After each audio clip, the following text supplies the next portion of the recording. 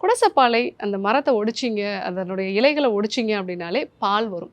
So இதை நம்ம பொடி பண்ணி மோரோட கலந்து எடுத்துக்கும் போது இன்ஃப்ளமேட்டரி பவல் டிசீஸ், கிரான்ஸ் டிசீஸ்ன்னு சொல்லுவோம், அல்சரேட்டிவ் கோலைட்டிஸ்ன்னு சொல்லுவோம், அந்த கண்டிஷனில் நல்ல ஒரு மாற்றத்தை வந்து கொடுக்கும். ஸோ குடல் சார்ந்த பிரச்சனைகள்னால் 2 விஷயம் முக்கியமாக இருக்கும்.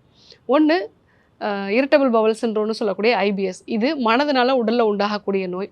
இது குடலுக்கான மொட்டிலிட்டியில் வந்து பாதிப்பை வந்து உண்டு பண்ணும்.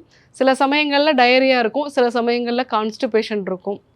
ஸோ இந்த நிலைகள்லையும் இந்த குடஜ அரிஸ்டமோ இல்லை இந்த இலைகளோடையோ இல்லை இந்த பட்டைகளோடைய பொடியை வந்து எடுத்து மோரோட கலந்து எடுத்துக்கிட்டீங்க அப்படின்னா அந்த ஐபிஎஸ் சார்ந்த பிரச்சனைகள்லாம் நல்ல மாற்றம் வரும்.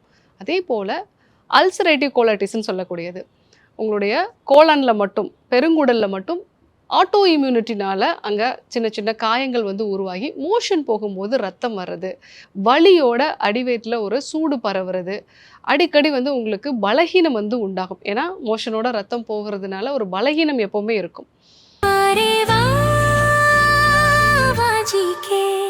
Doctor Srivarma's Magicare, his wellness for her happiness. ஆரோக்கியம் தரும் மருத்துவர்கள் டாக்டர் ஸ்ரீவர்மாஸ். அழகும் ஆரோக்கியமும்.